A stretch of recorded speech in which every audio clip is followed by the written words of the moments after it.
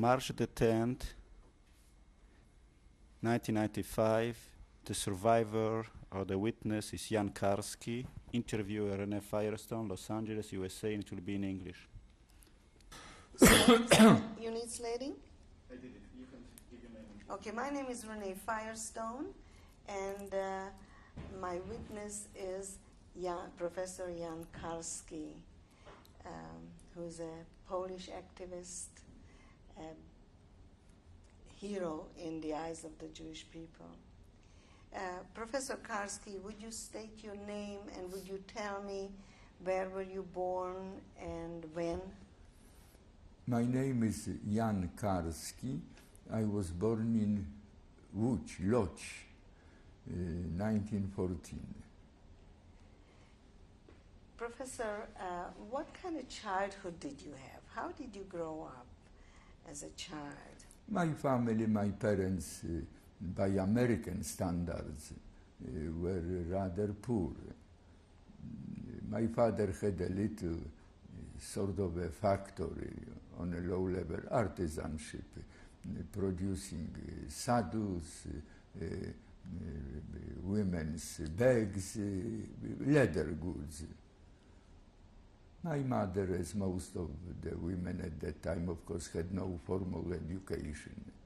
My mother was very, very Catholic, but for some reason she was tolerant, which when I became an old man, I wondered, because she was a Catholic, and she was fanatically devoted to the dictator in Poland, Pilsudski, who was, on some occasions, in trouble with the church, and she should know about it. Somehow she combined it. She was tolerant towards the Jews. I was very Catholic as a child. I entered a Catholic organization, Sodalicja Mariańska. Well, so there were such cases. In our house, apartment house, ulica Kilińskiego, 71, I remember. In the yard, by the fall, the Jews would build sort of a huts out of, wood, and then with branches, and they prayed. They have a name for it, I forgot. Sukkah, yes, sukkah, yes. Well, so some boys, children, whom my mother called bad boys, amused themselves. They would sneak, and then would throw over the roof dead rats. And my mother did not like it, so she said, well, if you are such a good boy and a Catholic, watch that they don't do it. If somebody comes, don't fight, only shout, Mama, Mama, I will take care of them.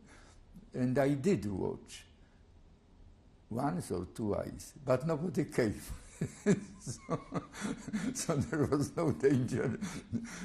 Professor Karski. My mother was very tolerant. Yes, she did have influence. I loved her very much. I was telling her all my sins, all my bad things, etc. She was sympathetic towards the Jews. Give us your father's and your mother's name, just for the record. The name of my father was Stefan Kozielewski. My mother, Valentyna Kozielewska. Did you have any brothers and sisters? Oh, yes. We were 8. 7 boys, 1 girl. 2 boys died at early age.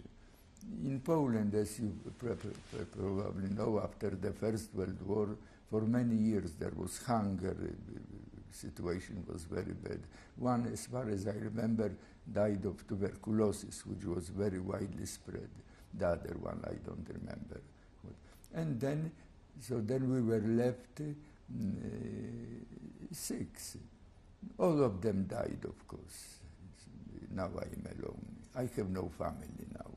During the war? My sister, I think she died at the end of the war. My other brothers, the two brothers, emigrated just after the war, somewhere to South America. I don't even know where they went. The oldest brother came to the United States and died in the United States. Were they all educated?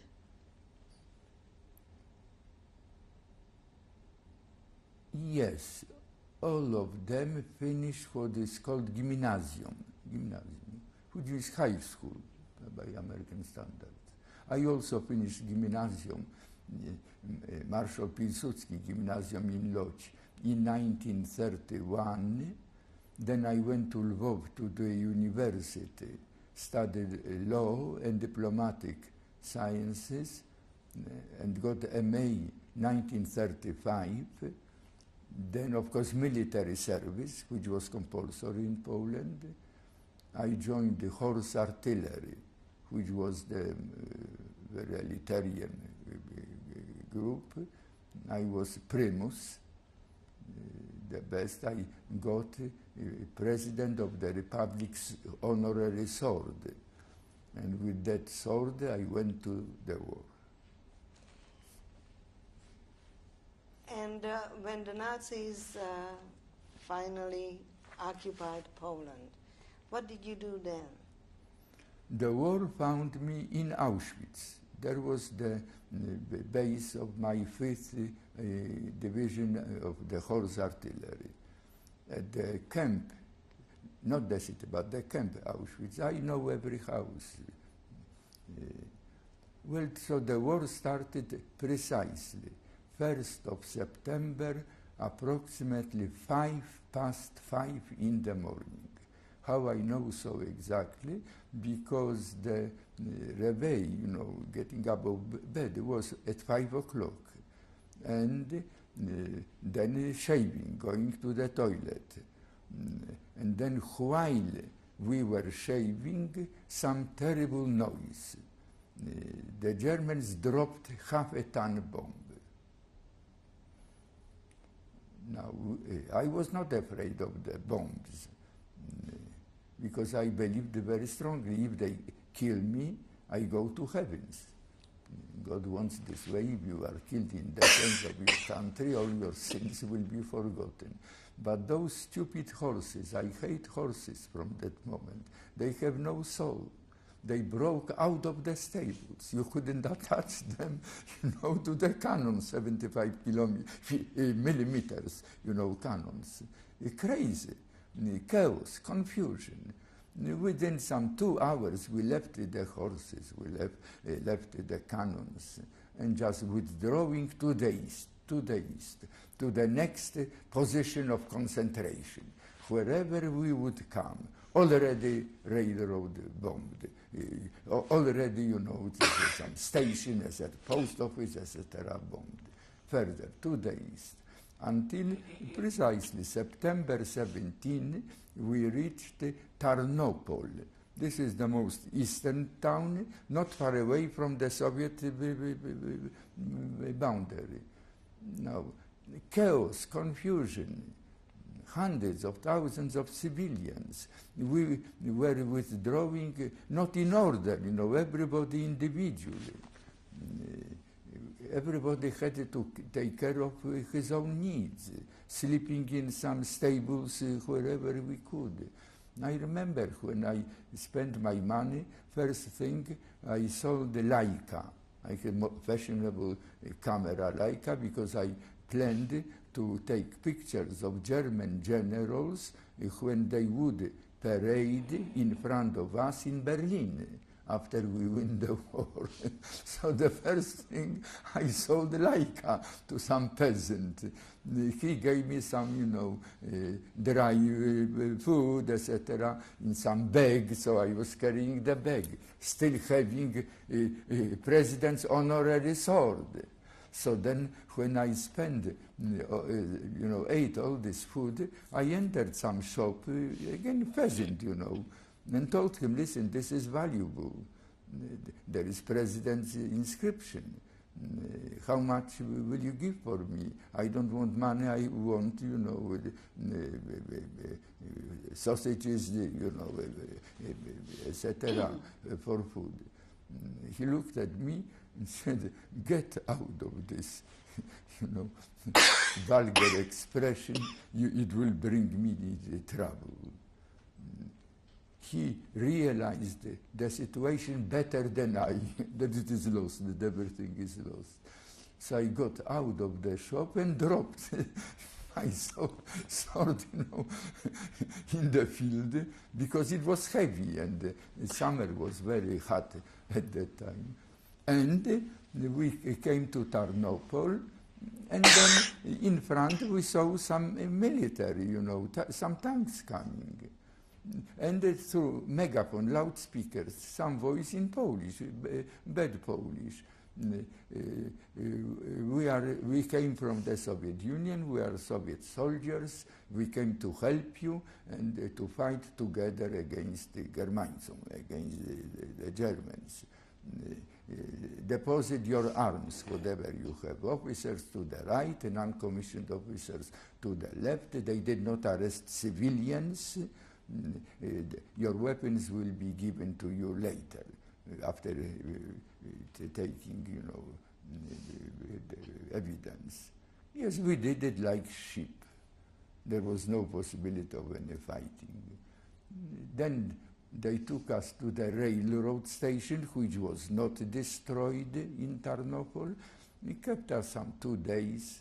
After 2 days, cattle trains to the east. And I landed in some camp called Kozielczyna, not Kozielsk, Kozielczyna.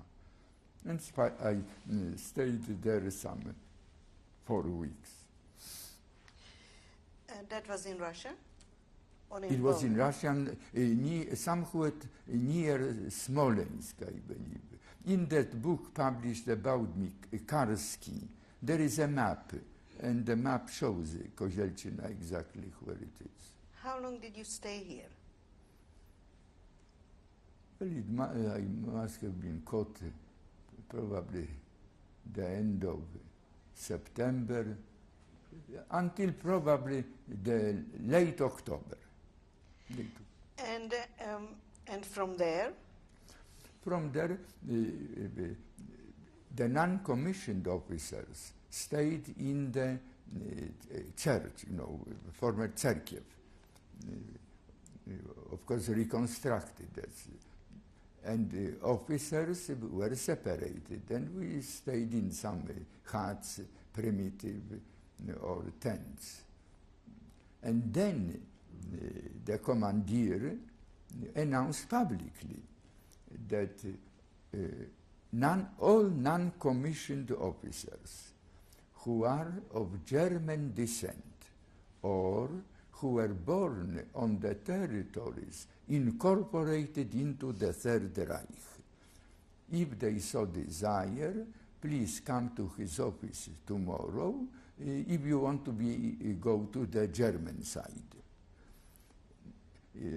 Now, the German General Staff committed itself, also publicly, it was public, that all war prisoners of Ukrainian descent, Belarusian or Russian, who wanted to go to the Soviet side of Poland, they would be allowed, men for men, the same. Well, so I was very lucky because at that time I was born in Lodz. At that time, Lodz was already incorporated into the Third Reich, not as general government, incorporated, and even renamed as Litzmannstadt. So I had a chance, I realized, it's a good point by me. I realized from the very beginning to get out of the Soviet hands.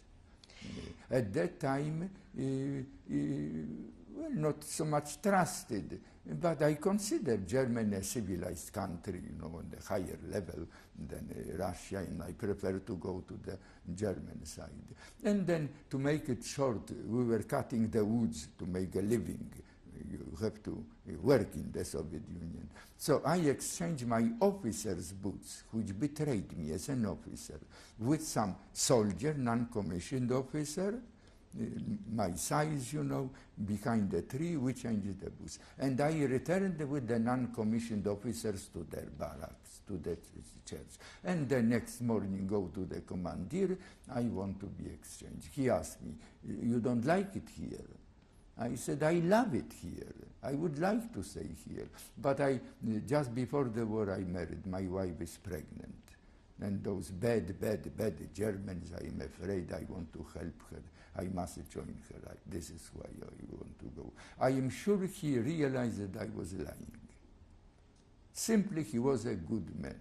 This was for me a lesson. There is no such a thing as bad nations, good nations. There are good people and bad people, not nations. He was a humane man. And I went on the journey. In Przemyśl, another town, on the bridge, they exchanged us, head for head.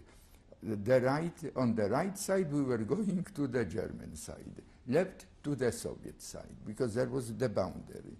And it was even amusing at that time, because we were exchanging insults and jokes, criticism, going to the German side. We were shouting, are you crazy? Stay where you are. Don't go to the Soviets, to the Bolsheviks. You don't know what is waiting for you. They were shouting at us, you bad fascists, you pigs, etc. You want to work for Germany, you want to fight for Germany. Ridiculous, it was a ridiculous situation. At this time, the Germans and the Russians had an agreement, right? They cooperated, of course. On September 17th, the Red Army entered Poland and they divided Poland into Soviet part, general government, semi-autonomous, but under Hans Frank. He was governor general, and then incorporated the territory with my city, Lodz included. When you returned to Lodz, what did you do? No, then I found myself in the camp. Then after a few days, they announced that we are going to work on farms. Again, the Germans took us, because we were non-commissioned soldiers, you know, yes. They did not treat me as an officer. Again, a cattle train, going somewhere to the northeast, in the direction of Radom. And to make it short, I jumped from the train. I escaped jumping from the train. Cattle trains have narrow windows up.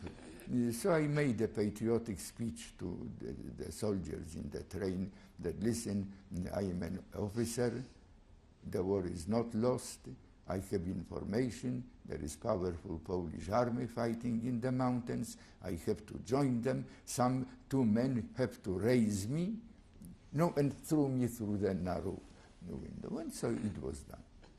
They did it. And wound up where? Well, it was in the middle of the night, going as far away from the railroad as possible. Yes, I found some village. When, the light was coming, I picked up some poorest hut, because good houses, Germans could be there. The poorest hut, I knocked the door. Some peasant opens. I asked him, are you a Pole? Yes, I am a Pole. Do you believe in God? Yes, everybody believes in God. So I say, listen, God will punish you. You will go to hell. I need civilian clothes. I am a soldier. I am still fighting. Give me anything. You can keep everything I have here. I must have civilian clothes. And they did it. They gave me, milk. This I spent the night over there. And next day in, civilian clothes in the direction of Warsaw.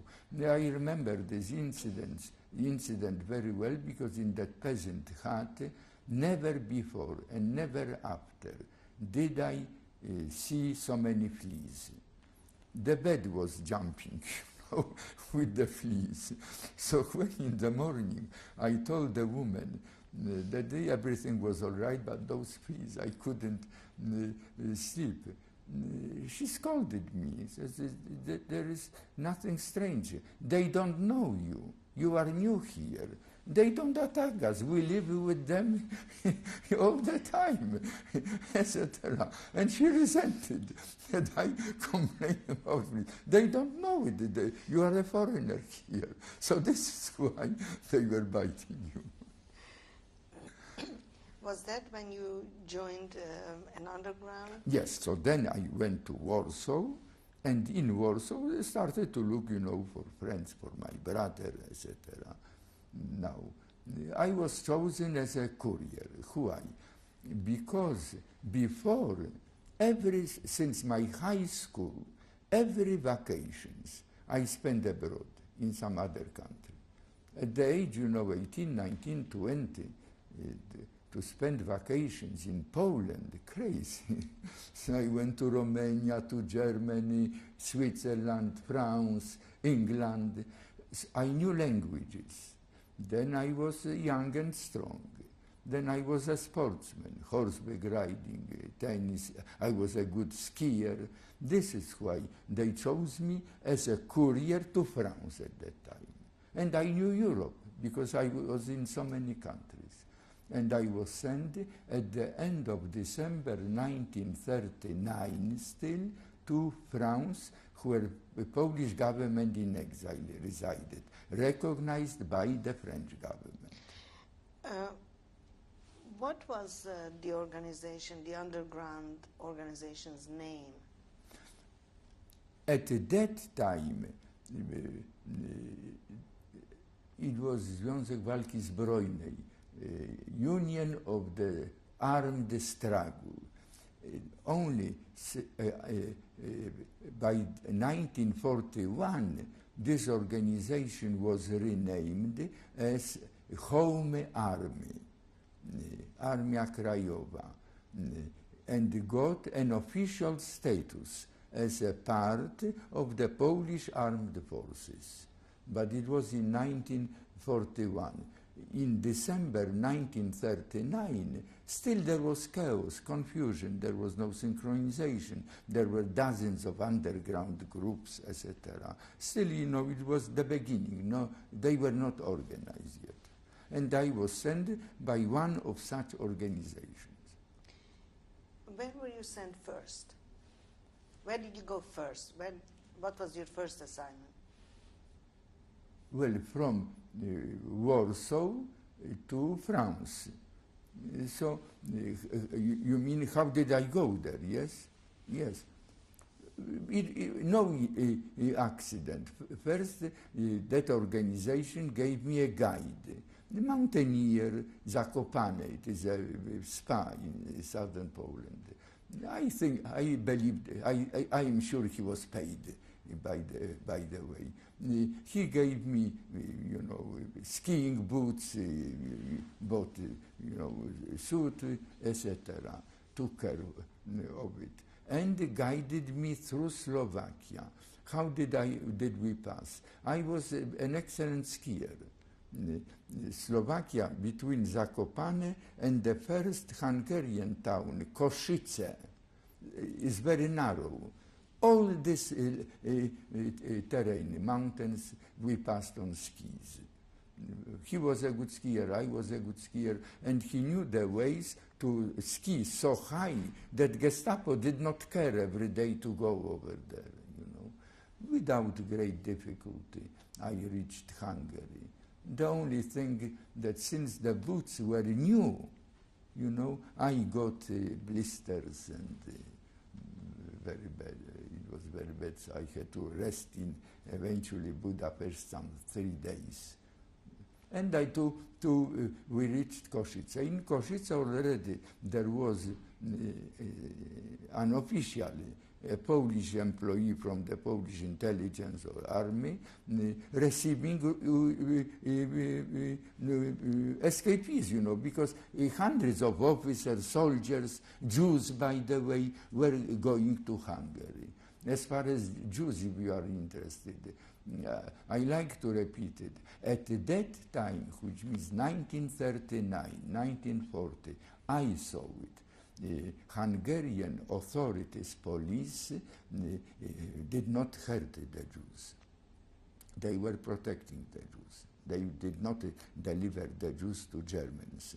If they found somebody who, without documents, but who would identify himself that he is a Jew, the only reaction was get lost, get lost.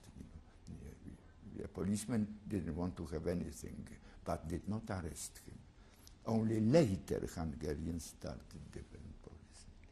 Did you know that in 1941 Hungarians put Jews across the border into Poland? In 1941 means to the German authorities in Poland. Yes? No, I didn't know.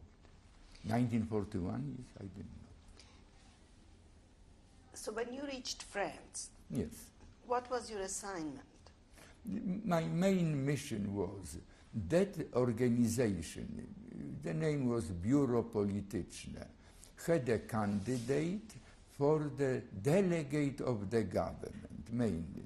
They were arguing the underground organizations have to be organized, and there should be some highest authority who would represent the prime minister residing in Paris and become a head of the underground struggle.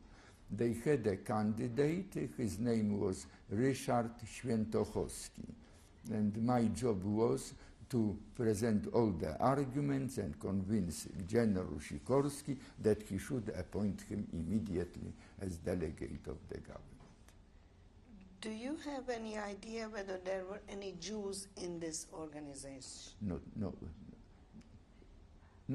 In that little organization I was sent by, no, I saw over there no more than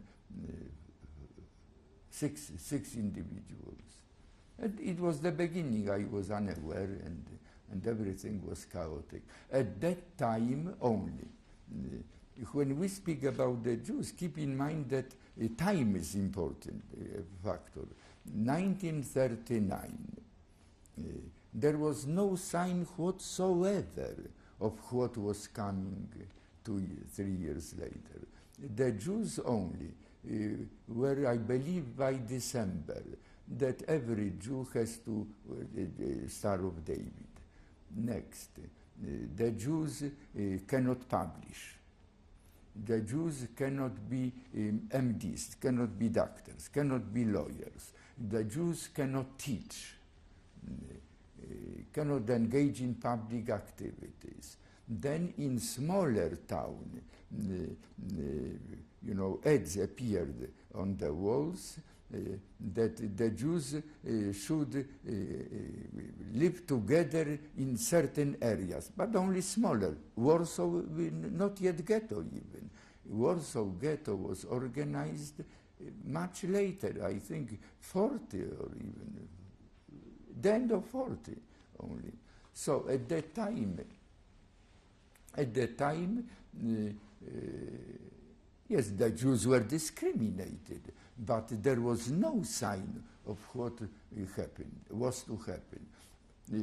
That so-called Holocaust was decided only, I don't know if you are aware, February 1942, a conference of the highest Nazi officials and the Gestapo in Wannsee, suburb of Berlin, and their decision and Lesung. Can we stop for a moment? I'm Renee Firestone.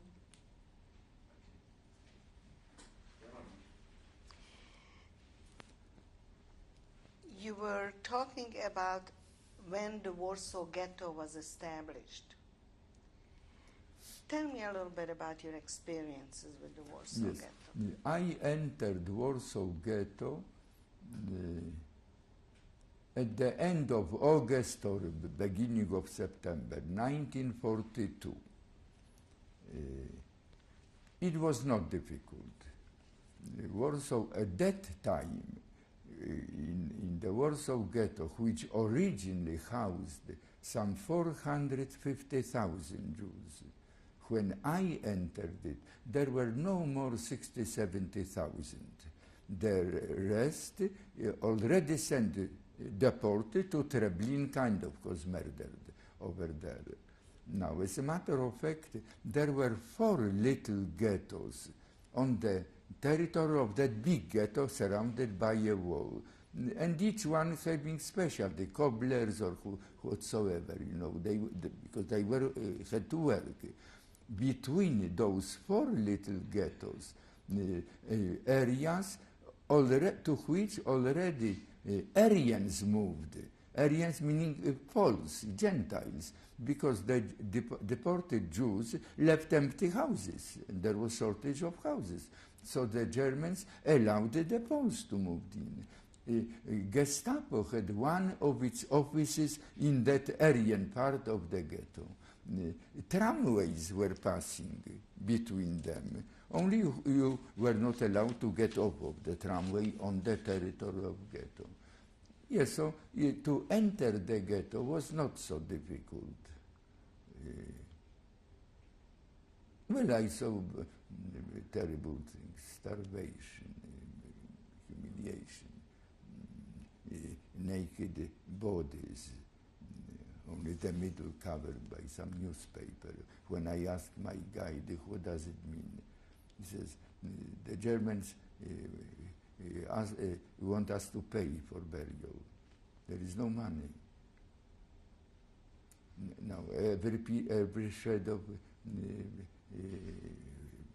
vestment is needed. So the, naked body only covered the middle. I saw horrible things. Women feeding babies, but they had no breast. Here. Horrible. I saw too much. Who was your guide? Who was your guide? The first time a leader of a socialist underground, his name was Leon Feiner. Now, he accompanied me to give me courage that I wouldn't be afraid, He was telling me, don't be afraid, it is not so dangerous, I will be your guide. Now, again, I couldn't stand it very much. I never saw in my life this kind, of people, this kind of environment. It was not my world. They were not humans. So we left the ghetto. But when we came on the street, I told him, I want to come back. And I did come back 2 or 3 days later, but he didn't come. He gave me somebody else as a guide. Now, when I entered for the first time, we entered through the tunnel under a basement of an apartment house which formed a part of the wall. The back to the street, the front was to the ghetto. And there was a young boy. I didn't pay any attention. And he was following us because we were walking the streets.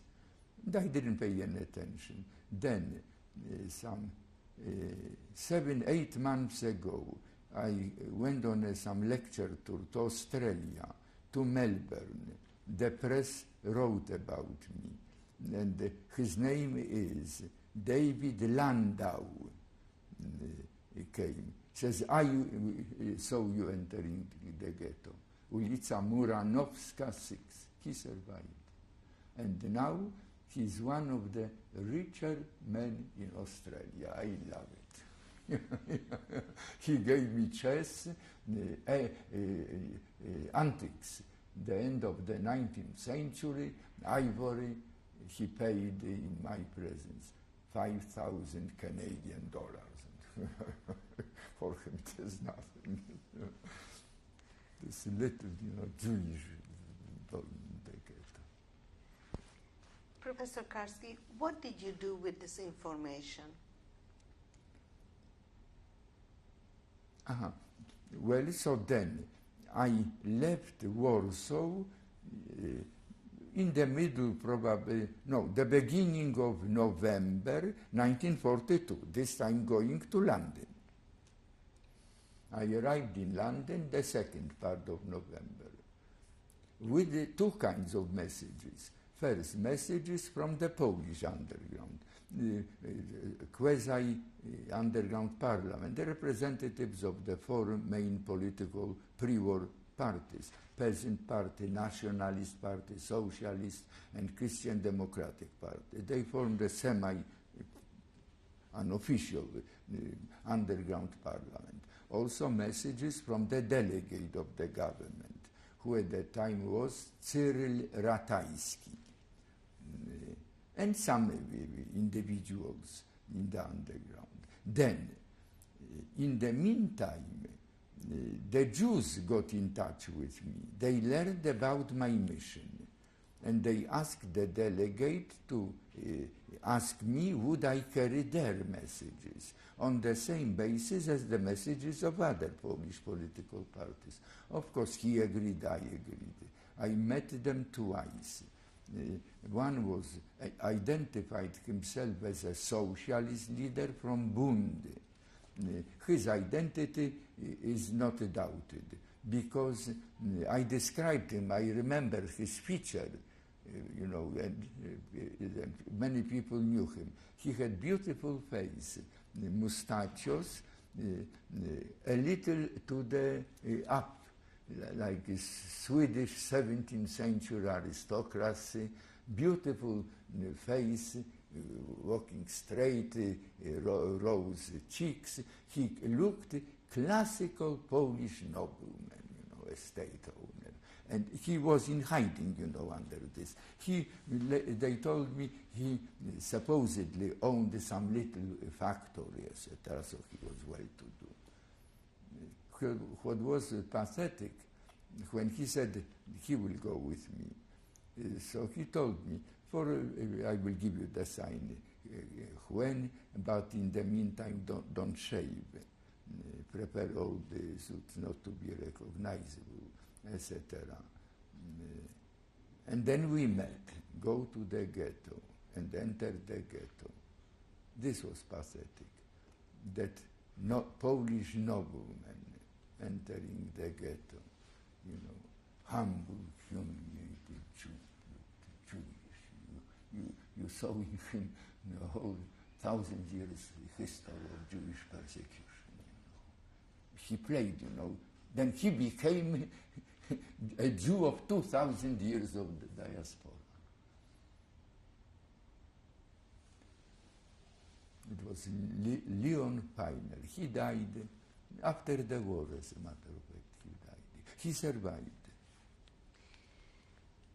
So you came to London with this message? Yes, I had several messages from the Jews.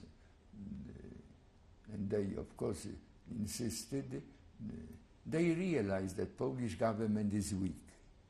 So they begged me to approach, and as many leaders, but allied leaders, English or American or whatever, French, whomever. And I was good for them because they said, you speak languages, you are smart, you are clever. Tell them.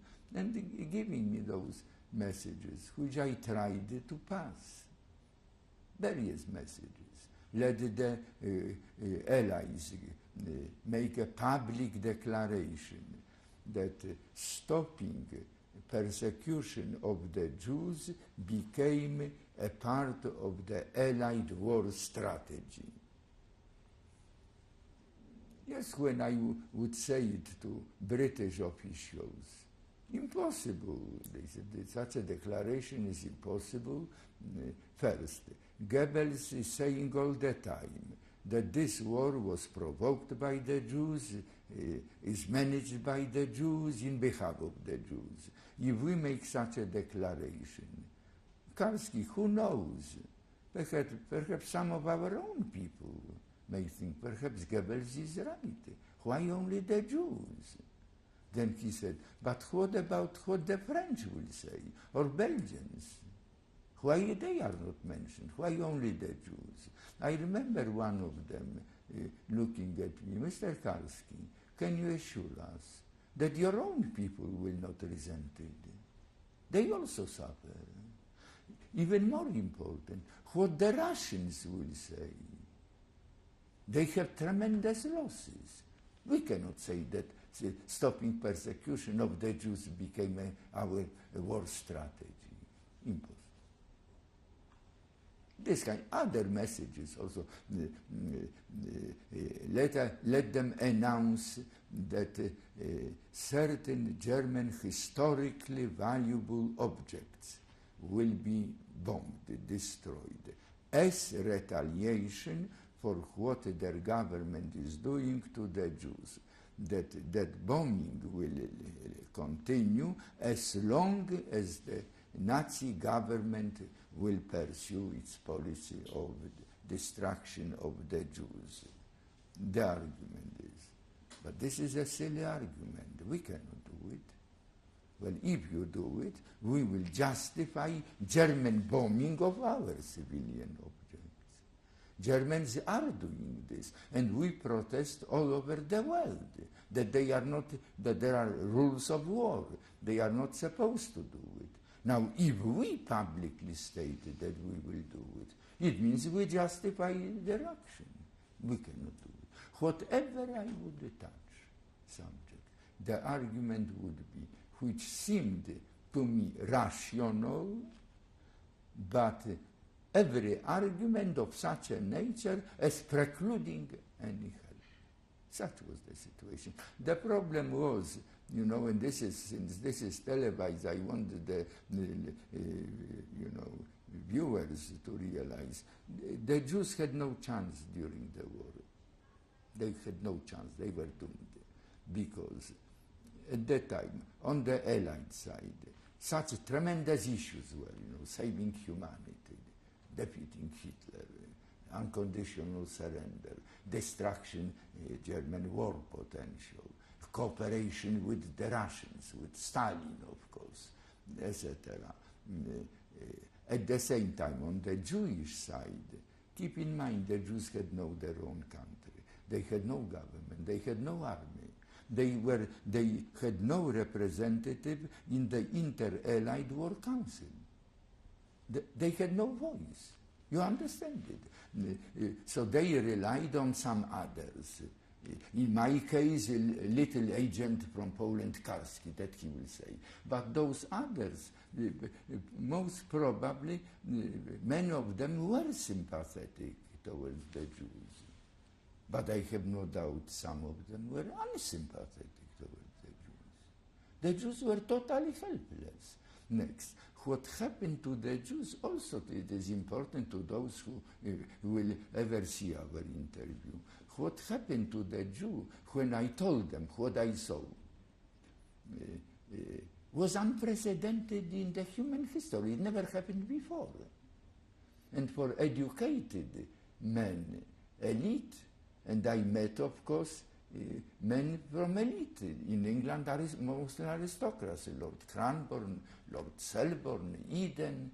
They had best education. They never saw this kind of things. It was even difficult for them probably really to believe. I had a feeling at that time that in some cases the men, I had this feeling, he thinks that I am spreading exaggerated anti-German propaganda. I remember once I made a report to Lord Selborne. He was a supervisor of all underground movements in Europe. He decided who should get help, who should be ignored as the powerful men. He left memoirs stating his activities. I report to him what I saw. Then he listened. And then he tells Mr. Karski, you know, during the First World War, there were rumors all over Europe that the German soldiers in Belgium liked to fetch the babies by their feet and crush their skulls against the wall. Now, of course, we knew those rumors were not untrue, but we didn't do anything to correct them. They were good for the morale of our people. And then, Mr. Karski, speak what you saw. Inform as many people as possible. We stand behind you. You are doing a great work. Of course, I'm not particularly proud of this incident. Perhaps if it happened now, at my age, I would ask him, Your Lordship, why did you tell me this little story? At that time, I didn't. I was a nobody. My job was not to antagonize, to provoke. You understand, I was a little man. Then I was also under orders from my government. And the government, then Sikorski and his deputy Mikolajczyk were telling me before every meeting, be careful, he's a powerful man. Don't provoke, don't antagonize, we need his help. Particularly the Jews. Very often I'm embarrassed because they exaggerate my role. They make out of me, an important man during the war. I was a nobody. I was a tape recorder. I was a mailing box. In what way, what was my leverage? Talking to Eden. Or I approached 4 members of the British War Cabinet. This was the center of power. Lord Cranborne, Conservative Party. Arthur Greenwood, Labour Party. Hugh Dalton, Labour Party. In the United States, Roosevelt, Cordell Hull, Francis Biddle, Henry Stimson, Secretary of War. With this kind of people, I had no leverage, you understand? I was waiting for questions. And if a question was asked, I would answer if I knew the answer. But I couldn't ask questions. People ask me, for instance, so you talked to Roosevelt. What Roosevelt did? What was his reaction? Yes, he told me, at that time he was informed that I was going back to Poland by the Polish ambassador who, by diplomatic protocol, introduced me to the president. So he knew. So when he gave me his hand, this is the end. So I was sort of an inspired, and I wanted to pin him down a little. So I told him, Mr. President, I'm going to Poland. Every leader will know that I spoke to President Roosevelt.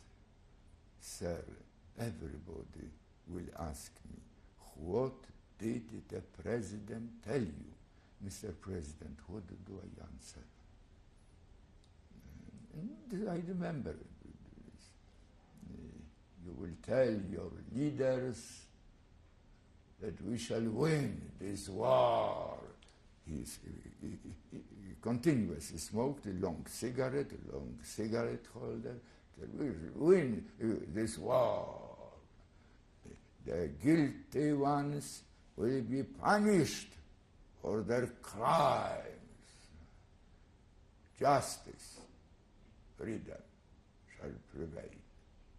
You will tell your nation that they have a friend in this house. This is what you will tell them.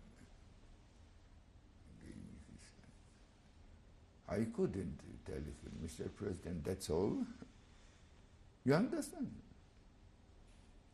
I just bowed. The ambassador laughed at me, cracking joke for years.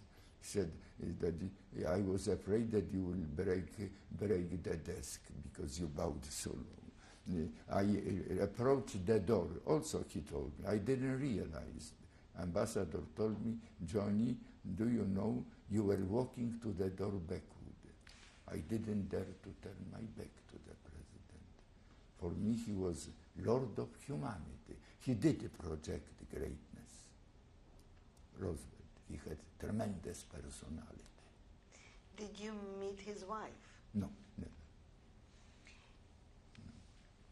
When the war ended, where were you? In Washington, D.C. And then also, you mentioned the war. The war ended May the 5th. Well, and now, every day, newspapers reporting, American statesmen, ambassadors, university professors, rectors, political leaders go to Europe to see what happened in Germany, you know, to see concentration camps, news spread, and then return. Practically everybody. I saw terrible, terrible, terrible things. We didn't know what was happening. And then I got disgusted. They knew. This version that they didn't know is a myth. They knew. And as much as this is untrue, that I was the first one, or you know, they were well informed, they knew. Only the Jewish problem was insignificant. On this basis, sometime at Georgetown University, when in the last 10 years my name became known, everybody noticed it. So Jewish boys come to my classes, you know. I realize very well who I, you know. They expect A. Karski is a good guy. So they Karski. But I mentioned them because sometime girl or boy would come to my office with the question, Professor Karski, I read your book, you know, and people talk about it. Professor Karski, is another Holocaust possible? To everybody I say, don't be crazy. Out of the question. Do you believe that? Oh, I deny it. And it is a ridiculous even as a question. Not because humanity changed. Humanity did not change. We know what happened in Cambodia, Somalia, Ethiopia, Bosnia and Herzegovina. Everything changed as far as the Jews are concerned. There is Israel. This is the change. Holocaust is impossible. Any country who would start Holocaust, well, I don't want to continue what would happen. No Holocaust. Israel. How about the Holocaust for other people? No, lady. This is not Holocaust. Genocide.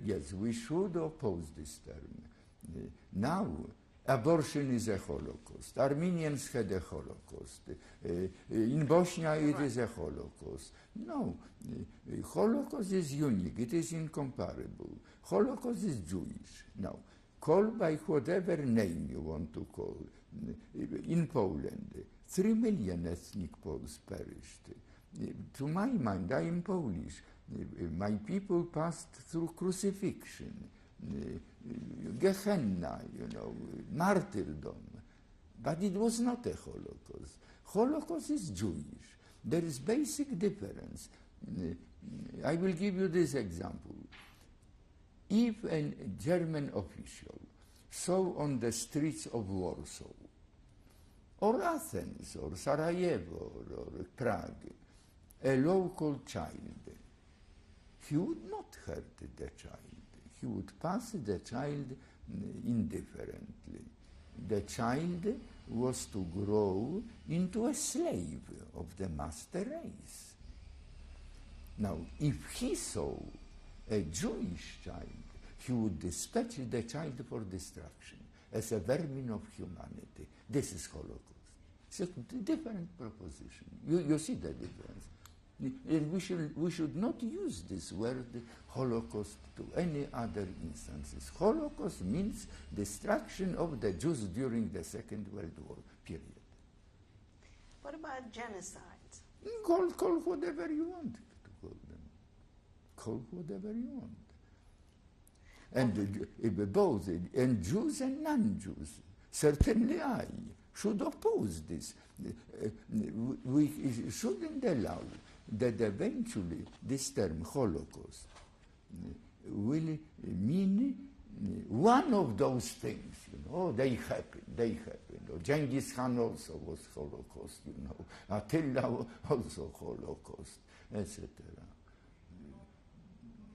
Holocaust should be remembered as it was, incomparable, unique, Jewish. Is it possible, though, that there should be, in the future, a genocide of that magnitude? I don't. What do I know? What Everything in a way is possible. I am not as fanatically Catholic as I was when I was 15, but I am a believer, and I believe in this proposition.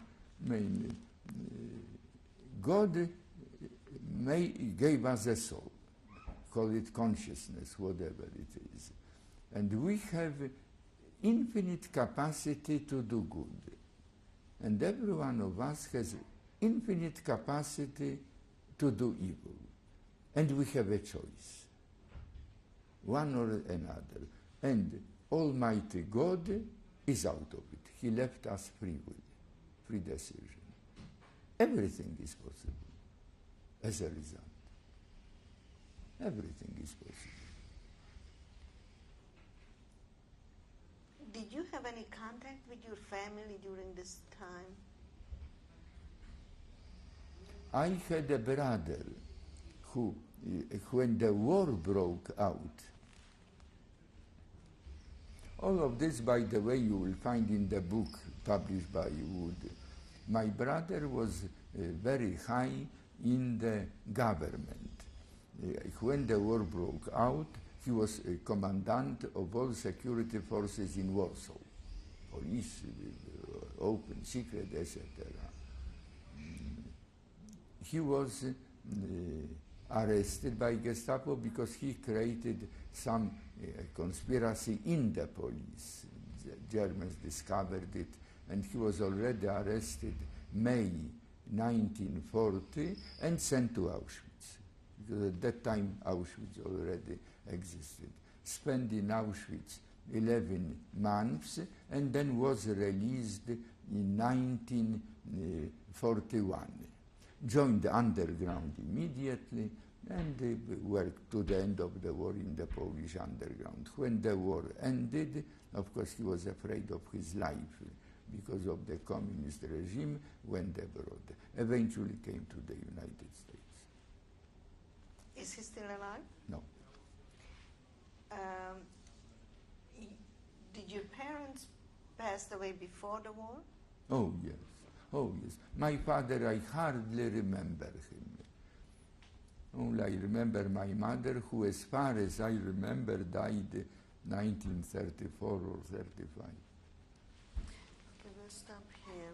I'm speaking to Professor Jan Karski.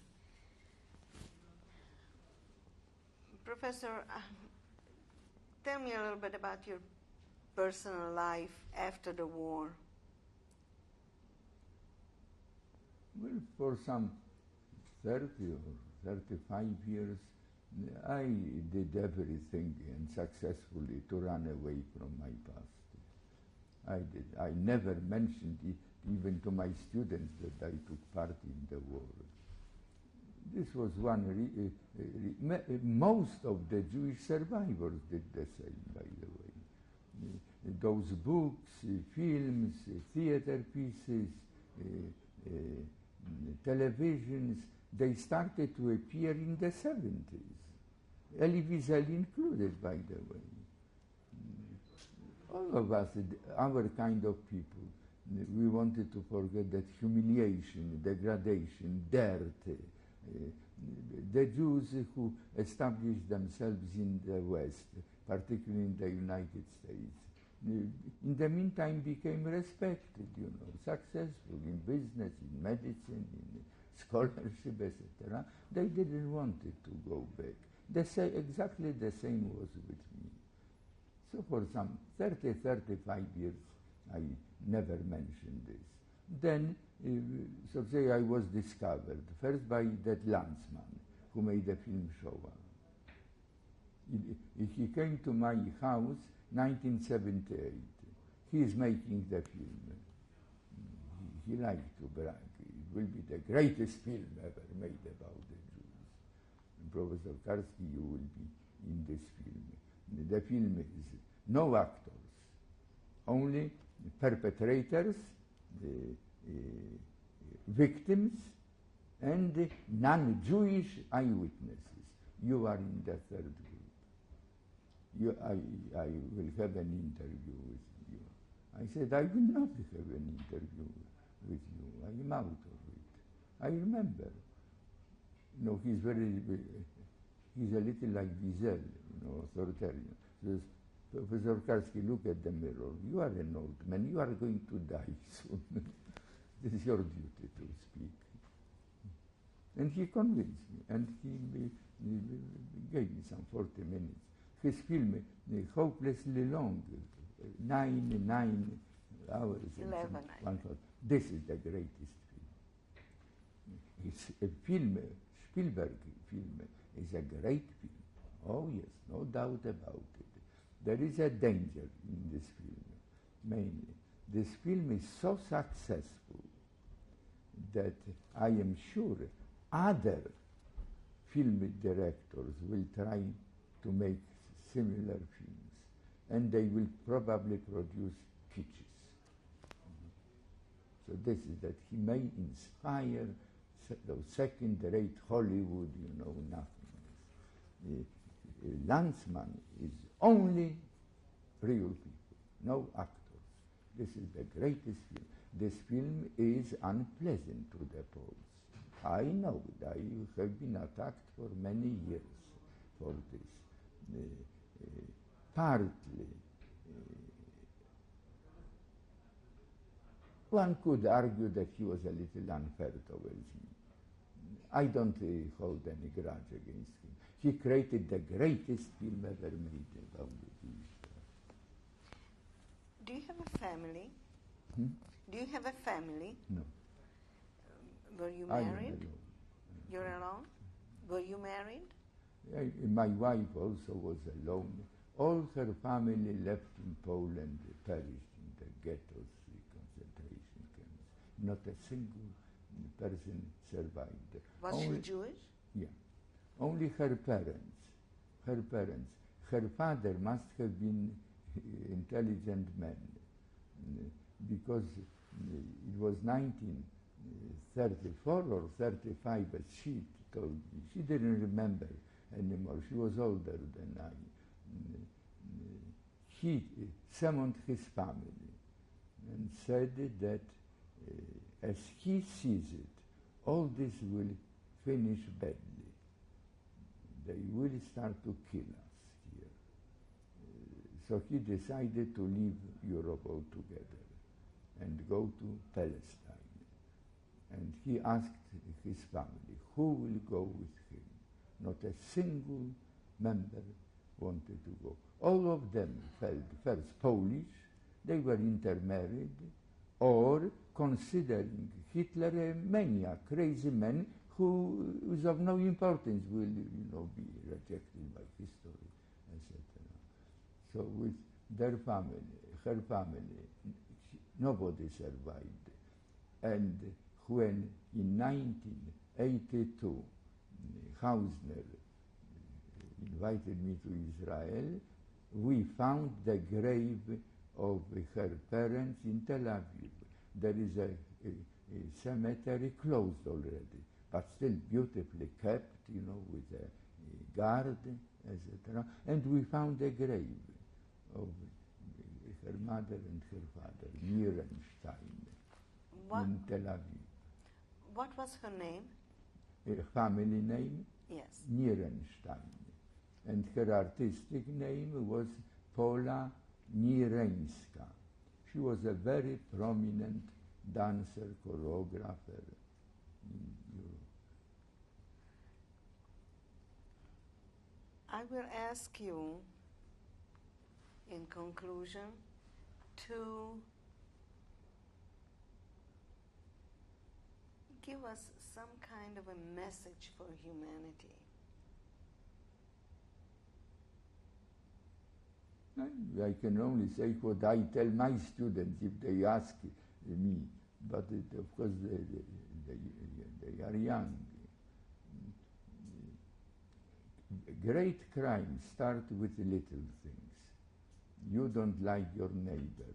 You don't like him because he's black or yellow or café con leche or whatever it is. Avoid this. Avoid disliking people. Try to cooperate. Don't make distinctions. Bad nations, good nations, it's a nonsense. Don't believe in nationalism based on ethnicity. It's a nonsense again. That I am a Pole because my family for generation was Polish, no Germans in my family, Jewish or something. It's a nonsense. There are no clear, pure races. Anyway, this is what else. I am not a prophet. I don't have messages. Humanity is making progress. Inquisition unthinkable. Holocaust and the World War, for instance, because of the nuclear weapons. Of course, we have thousands of nuclear warheads.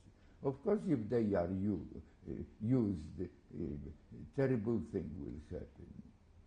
But they will never be used. I tell my students, there will never be a nuclear war.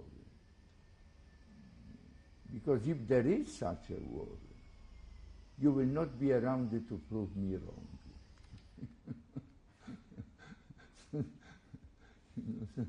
There will be never a war. And this is a great progress. We had already peace for 50 years. And this peace in Europe, and this peace to a great extent was due to this atomic terror. We knew the Ruskies could destroy us and we could destroy them. And they knew that if they destroy us, they will commit suicide at the same time. And if humanity survived, and we are still kicking, there will be never a war. It is a progress. We have local ugly. What happens in Bosnia is despicable. But they are local outbursts. But a general war, nuclear war, impossible. Is there any question I didn't ask? No, madam. Only you better limit this, to 15 minutes and pick up some parts in which I am making sense. Professor Because Karski, it was rambling, altogether. we are very grateful for this. Thank you very, very much. Thank you.